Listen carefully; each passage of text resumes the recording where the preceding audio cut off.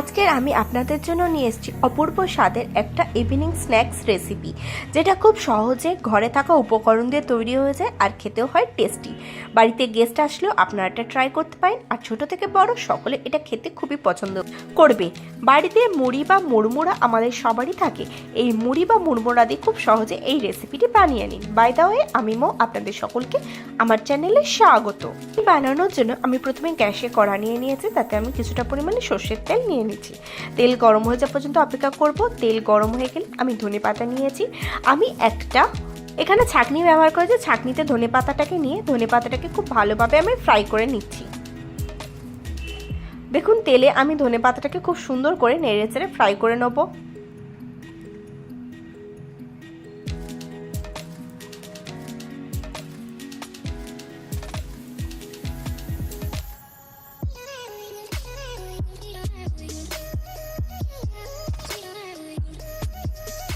দেখুন, আমি খুব সুন্দরভাবে ধনেপাতাটাকে নেড়ে চেড়ে ফ্রাই করে নিচ্ছি।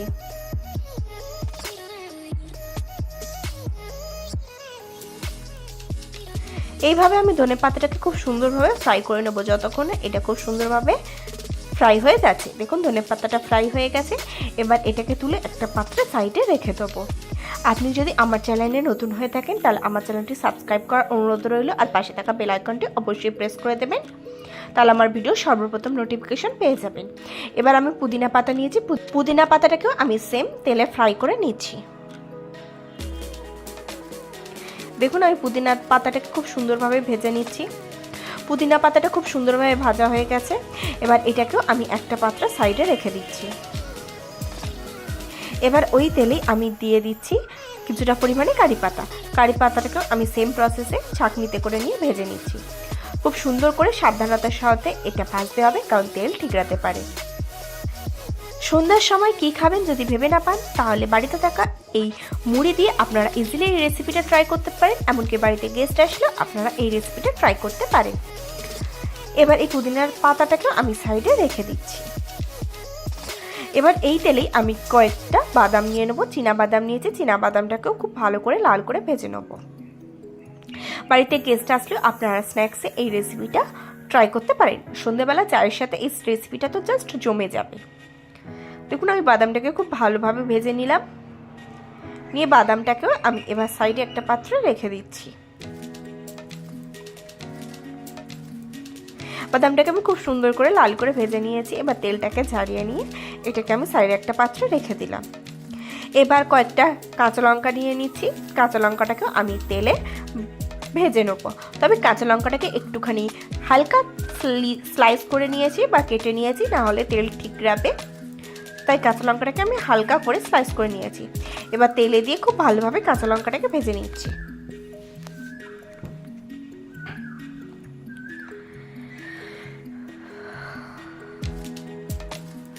দেখুন, কাঁচা লঙ্কাটাকে আমি খুব সুন্দর করে ভেজে নিচ্ছি।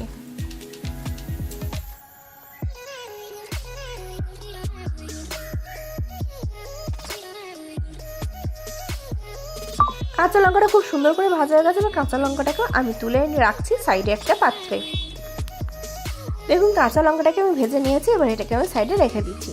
এবার মিক্সি ব্লেন্ডার নিচ্ছি। তাতে আমি ওই পুদিনা পাতা, কারি পাতা, ধনে পাতা ও কাঁচা লঙ্কাটাকে দিয়ে খুব সুন্দরভাবে একটা পেস্ট তৈরি করে নেব। দেখুন, পুদিনা পাতা, কারি পাতা, ধনে পাতা, কাঁচা লঙ্কা সবগুলোকে দিয়ে দিচ্ছি। এবার ঢাকনা চাপা দিয়ে এটার একটা পেস্ট তৈরি করে নেব। এদিকে আমি একটা মশলা তৈরি করে নেব। তার জন্য একটা বাটি নিচ্ছি।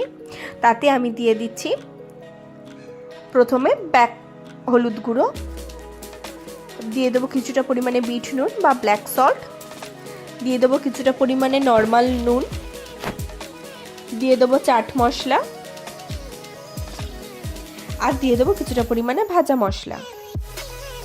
দিয়ে সমস্ত উপকরণগুলোকে খুব ভালোভাবে মিশিয়ে নিয়ে মশলাটাকে আমি সাইডে রেখে দেবো।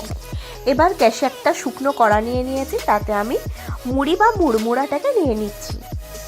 মুড়ি বা মুড়মুড়া নিয়ে এটাকে খুব সুন্দরভাবে শুকনো কড়ায় একটুখানি ভেজে নেব।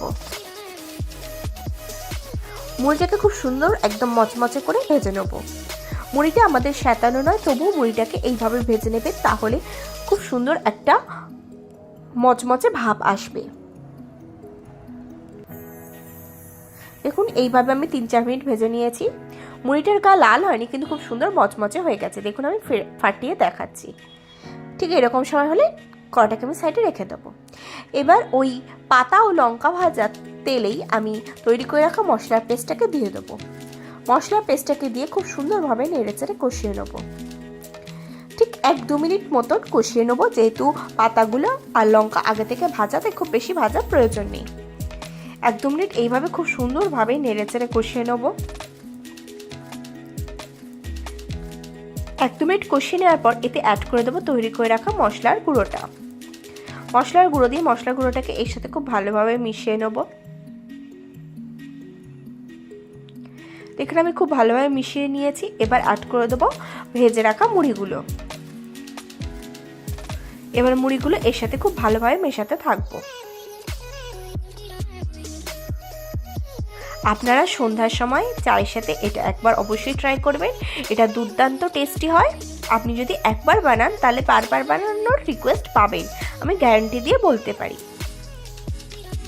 দেখুন এবার এর থেকে উপর থেকে ছড়িয়ে দেবো কিছুটা পরিমাণে ঝুরি ভাজা, আর দিয়ে দেবো আগে থেকে ভেজে রাখা বাদাম। ঝুরি ভাজা ও বাদাম দিয়ে এর সাথে আবারও ভালোভাবে মিশিয়ে নেব।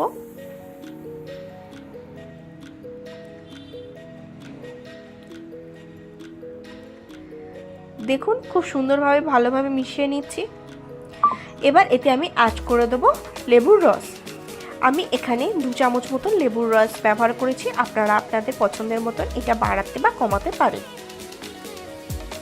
দেখুন 2 চামচ লেবুর রস অ্যাড করে দিচ্ছি। লেবুর রস দিয়ে লেবুর রসটাকে এর সাথে খুব ভালোভাবে মিশিয়ে নিচ্ছি।